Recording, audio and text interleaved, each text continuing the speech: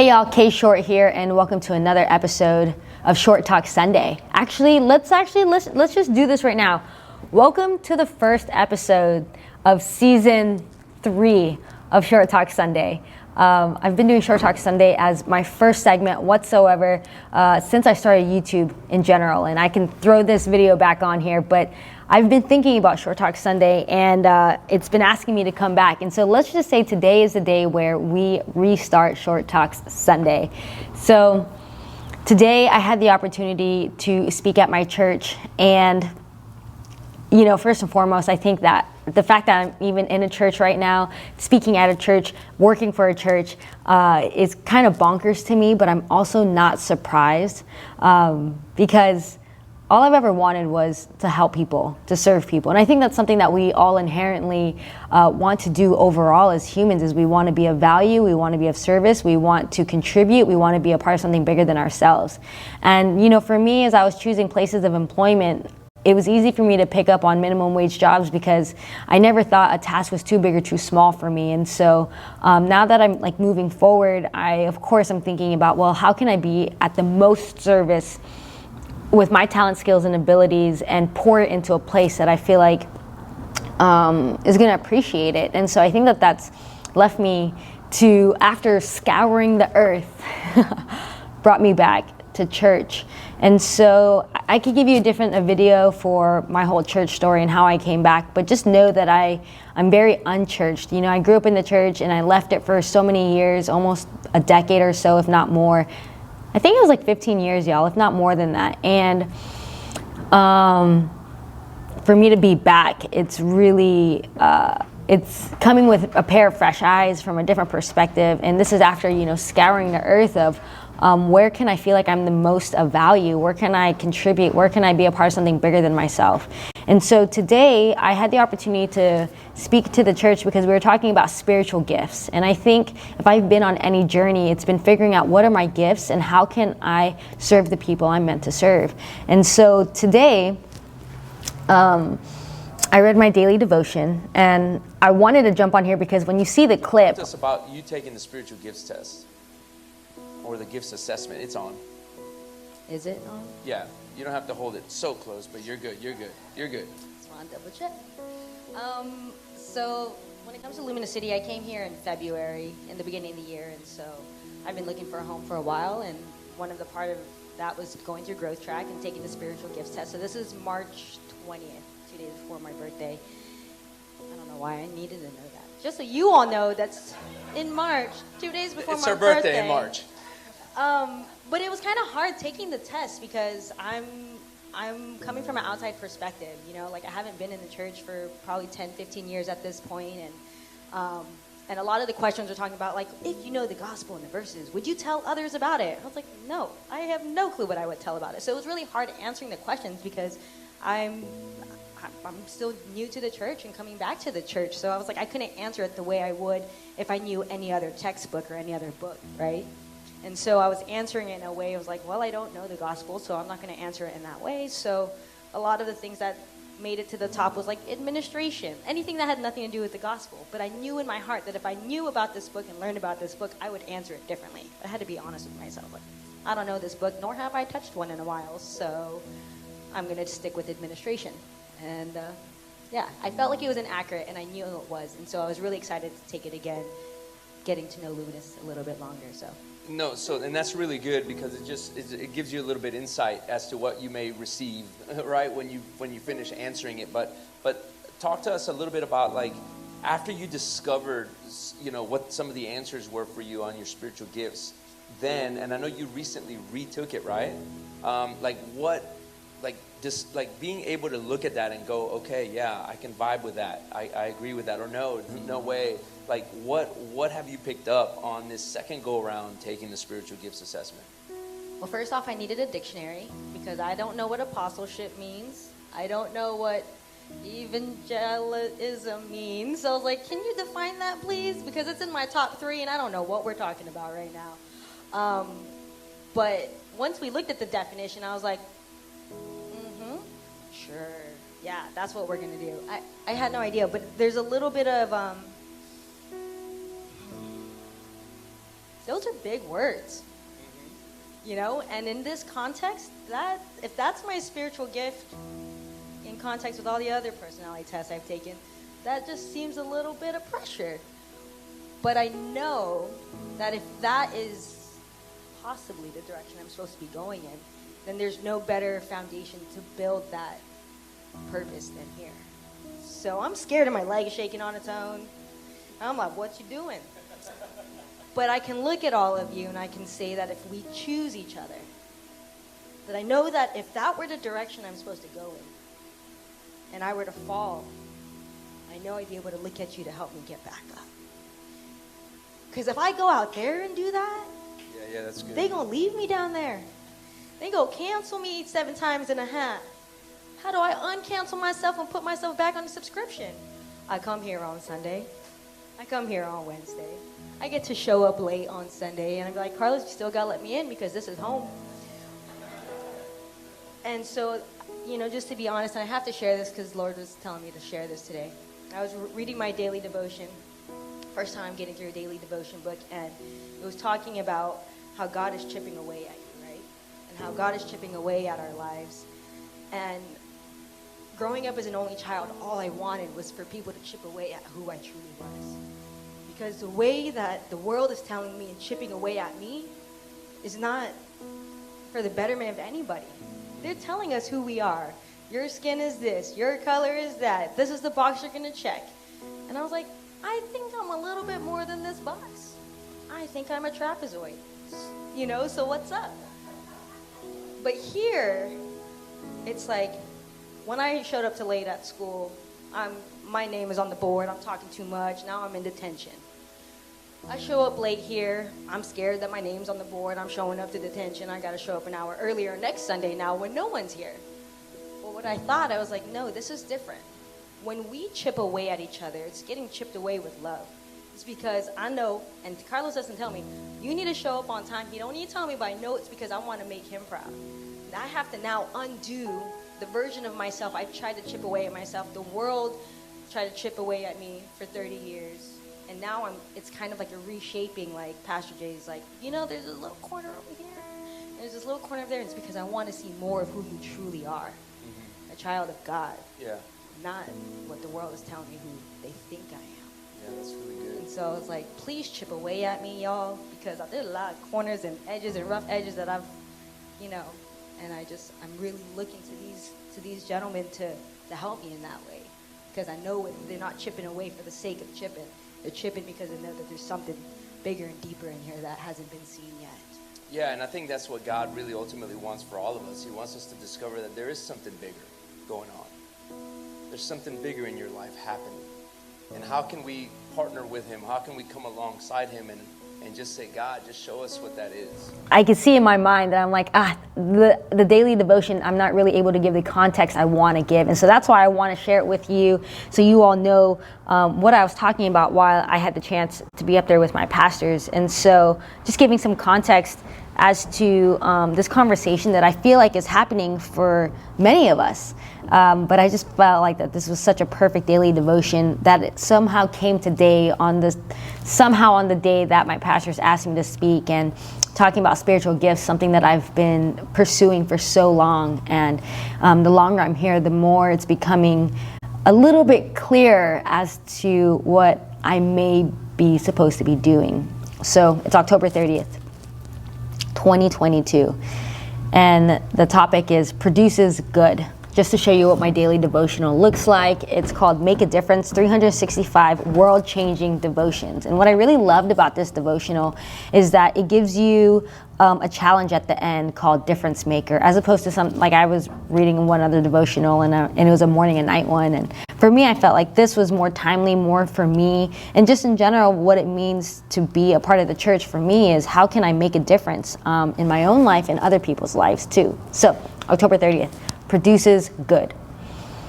You can be confident that God will use you to make a difference in this world because he is at work right now making a difference in you. Every time he chisels a sin out of your life, every time he prunes away a fear, every time he molds your faith into shape, the Lord is preparing you. He asks a lot from you because he knows he can empower you. God trusts himself to generate good work through you. God accepts the fact that he is pretty masterful at producing the right results in your life. He is removing anything false in you so that his truth will be brilliantly evident through all you say and do. So much to unpack there, right? And so much that you can't see in the clip that I'm trying to convey through this message because I didn't want to take up too much time and bring up my daily devotional. But let's break it down a little bit. You can be confident that God will use you to make a difference in this world because he is at work right now making a difference in you. So recognizing that God is using us to make a difference in this world, and we all know we need it now more than ever. But the way he makes a difference in this world is not because I'm here in downtown San Diego, but it's not necessarily by building new buildings or putting up new businesses or, these are not really the best examples because he's doing work in those people's lives. So I can't speak for them, but I think sometimes we think, and I know this, and you all can attest to old videos, the way I thought that I was going to make a difference in the world was in a big, lavish way, right? Like I was going to be a talk show host. And to me, what this is saying is that he's making a difference because he's at work right now making a difference in us. And I can say that wholeheartedly as I'm coming to church every Sunday, working for the church and being here on Wednesday with other people. He's making a difference in us by making a difference in the people who are intentionally coming to spaces and places like this and making a difference in their lives. And not to say that it's not happening in other ways outside of these walls, because church is walls or buildings, it's a group of people. We find church at concerts, we find church at events, we find church in family gatherings and birthdays and quinceañeras and debutantes and things like that I haven't had the chance to experience. So he's at work right now making a difference in us so that he can make a difference in the world through us. Every time he chisels a sin out of your life, right? What does the word chisel mean? To me, I'm thinking of people back in the Roman days and or just any person who has a chisel, and there's so much intention with every hammer and mark with that chisel, right? And when you think of a chisel, it's not something that feels good, right? A chisel, if someone was actually chiseling at me with a chiseler and a hammer, that would not feel good. But knowing that every time he chisels sin out of our lives, right? How many times, sometimes the sin that I pursued and became a part of was in pursuit of others, was pursued in romantic relationships, and not that that's bad, but it was putting someone above him, and to be honest, I'm not going to sit here and tell you what I know exactly what my sin is. It's frankly obvious probably to most people, but I think beyond the obvious of what my sin was, and that was participating and being a part of a queer lifestyle, and not to say that that this is a whole conversation that I'm still unpacking with myself. I'm just going to be real with y'all. That's what it is, right? And I guess maybe this is a moment for me to speak about that and be honest about that, I think that's him chiseling that out of my life. And it's not, for me, it's not because it's bad or good, but it's distracting us from him. So I feel like he's chiseling that away because what I'm experiencing in the church is something that I never got in queer spaces. Fully and completely, at least, right? There's definitely people in queer spaces who have church and go to church, but have church beyond the walls of church and what we think of church. But there was always something there for me that just didn't feel full and complete. And so whether that's the sin, or whether it's pornography, or whether it's drinking, whether it's drugs, whether it's adultery, whether it's cheating, whether it's stealing, whether it's all the other sins I could think of or can't think of. He's chiseling it out of our lives. Every time he prunes away fear, right? At this point in my life, I'm I don't feel fearful for the future. I don't know what's going to happen. I don't know exactly what he has planned, but I don't feel that fear.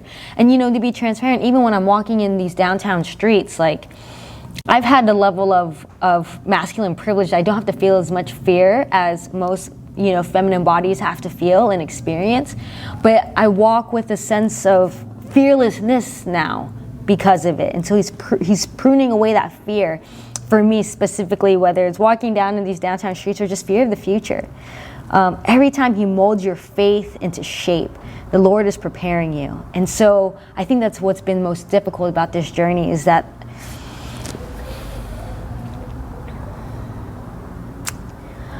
I've been, and what I was trying to convey up there is that I've been and we've been chiseled at by other people. People who don't always have the best intent, people that aren't always filled with love and grace, people who are only repeating what they've been taught, people who are only continuing the trauma that has been learned, people that are only doing the best they can with what they know and what they have, right? And so for me, what I was trying to convey is like, what does that look like to be chiseled by people that are also intentionally coming to a place to be chiseled at, right? Not everyone comes into this space asking for that, knowing for that, things like that. But when you're in community with people and in spaces with people who are pursuing something beyond this natural world, whether it's avidly pursuing or just showing up, half the battle is showing up, y'all. If it's just showing up, that's a level of allowance of chiseling to let God do that to us, right? And so for me, I was like, what does it look like to be chiseled by people out there? And what does it look like to be chiseled by people in here, right? And recognizing that God's doing his chiseling in everyone else's world and life too. Whether they're out there, they're in here. But if there's anything I've learned about myself, is how much I need intent in my life and how much it's played a role in how I maneuver through the world. So that's what I was trying to convey. Is like, I would rather be chiseled by people in here, not out there, because people out there, their chisels, unfortunately, have been also chiseled and have spikes on them, have thorns on them, have glass on them, and it's unforgiving. It's relentless out there. It's just harsh and it's hard, and it's what I was talking about. It's about canceling. It's like, how do you cancel a human? Like, what? Like, it's scary out there. And to be honest, that's why I left. That's why I left Starbucks, because I knew that people were changing. Not that I knew, I felt that people were changing. And I was like, oh, I got to get out of here, because it's to the point that my light, no matter how little my light was or how bright my light was, every day that their darkness was affecting my light. And I was like, I need to find a place of light where I can come and be regenerated, be renewed, be restored. That's how I ended up at the church, y'all. He asks a lot from you because he knows he can empower you. And I think if you can see in the video, I was talking about my leg and how it was nervous, and my leg was literally doing that on my own. I wish I was kidding. But that makes me nervous, because that's asking a lot from me.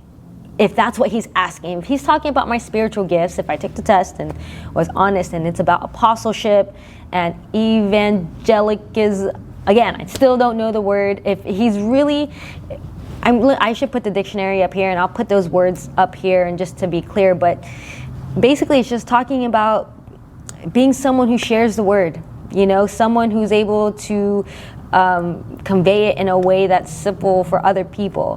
One of them is, if the word I remember is talking about like opening up new churches, preaching, things like that. I'm just like, that's the direction we're going in, Lord. This is what we've been doing according to the spiritual tests.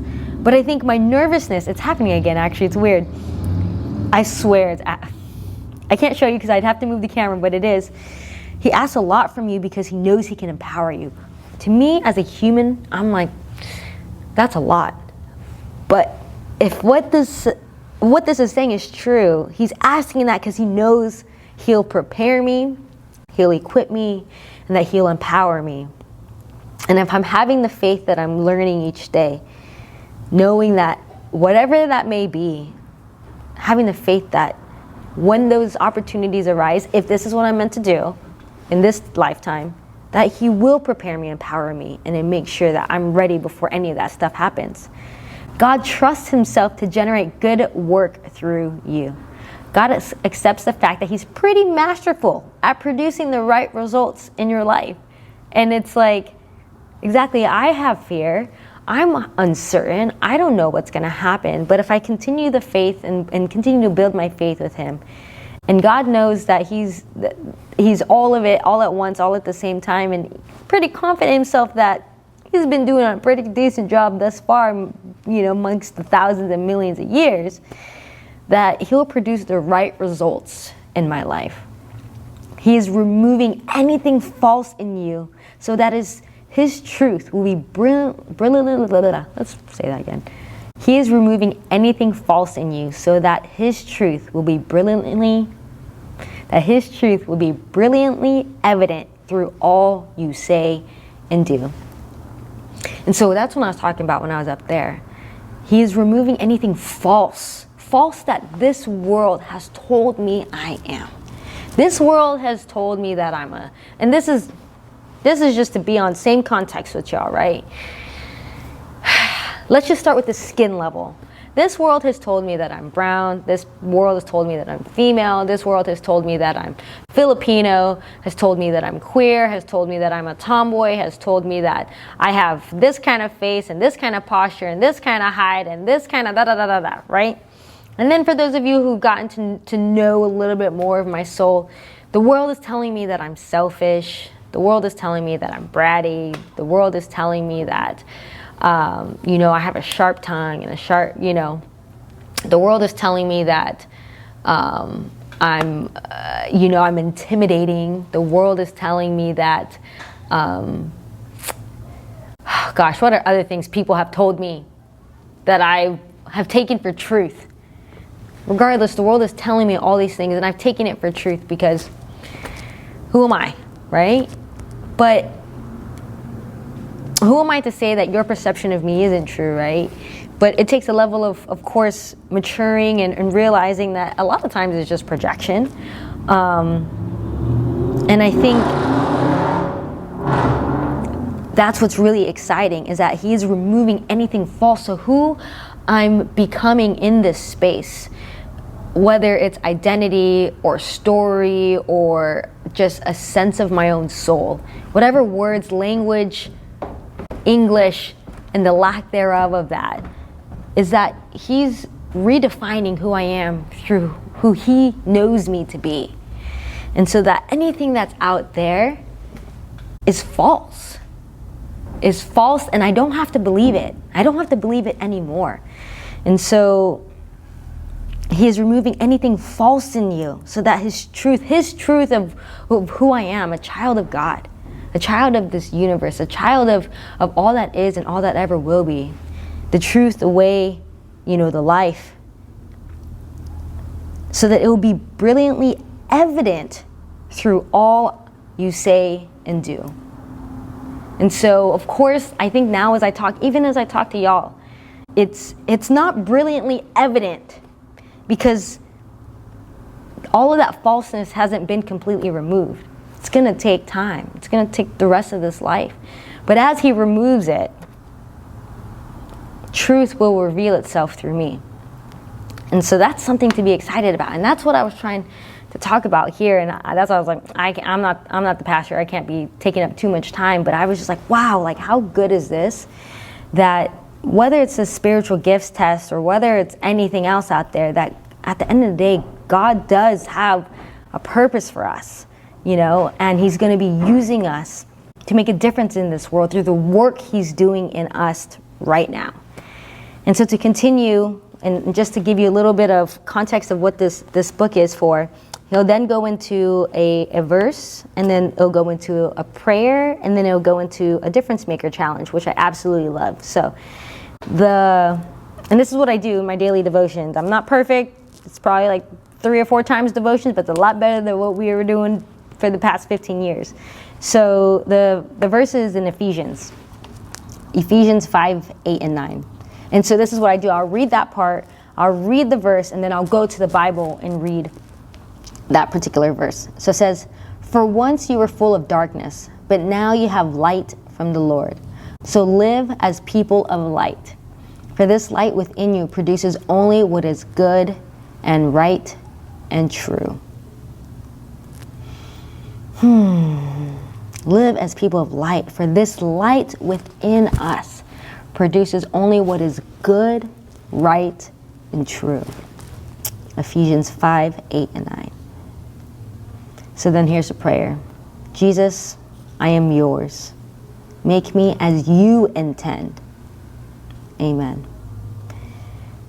And I think that that's, if we talk about my love for intention and how I maneuver through the world in that way, I love this because I have to realize and learn that as much as I belong to me, I truly belong to Jesus and to God and to Creator and to Source and to all of that.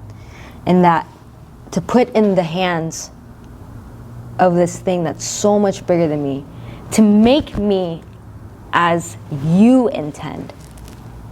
Not as I intend, but as you intend. So yeah, I wanted to be a talk show host, and maybe that's still a part of the process. I don't know.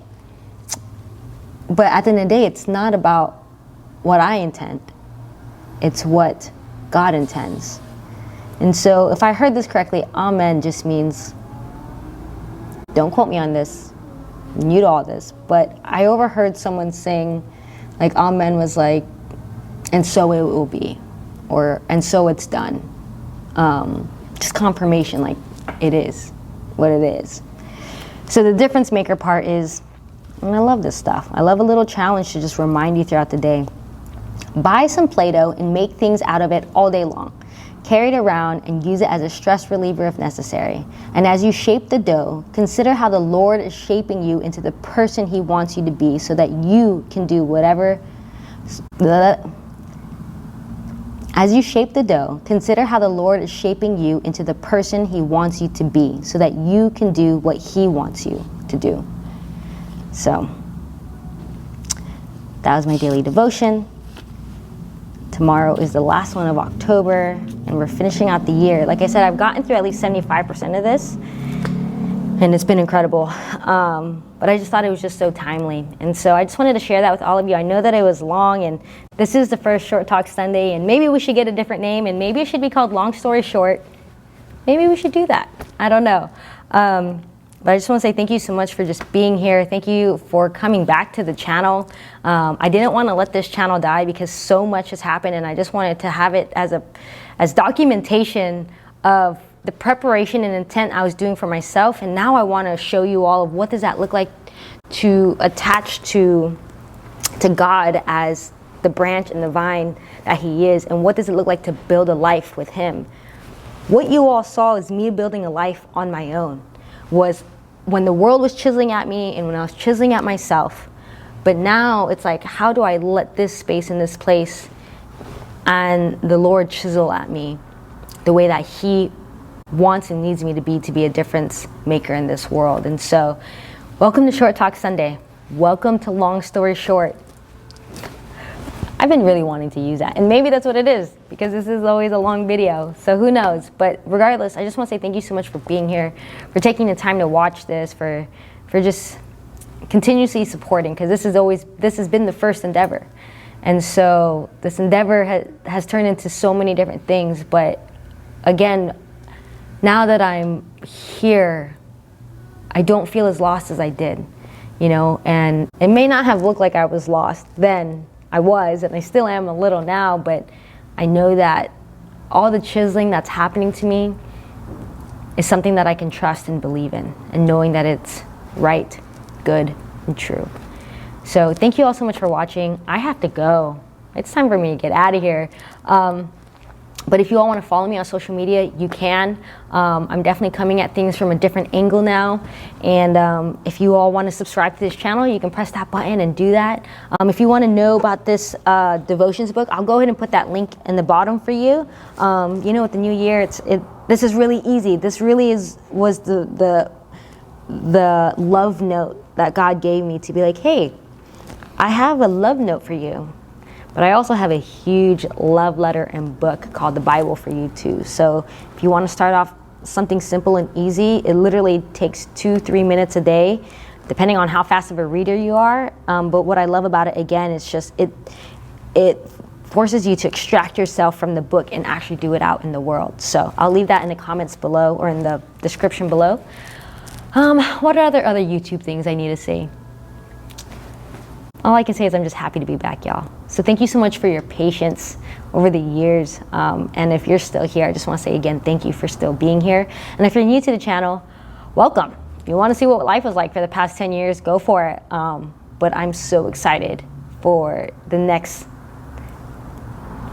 10 years, however long this is going to take for us to do even the work that's being asked of me. So thanks so much for being here, and I will see you all in the next video, whatever that may be, because I accidentally just restarted this channel again. So now I have 2 channels. So if you want to jump over to the next channel, which that's still kind of formulating and being what it needs to be, you can go ahead and do that. Don't have a name for it, don't have what it is, but you can subscribe and just be a part of the journey along with it, because I want to be more a part of your journey too. So I hope that we get to know each other on this platform called YouTube and other places and spaces on the World Wide Web.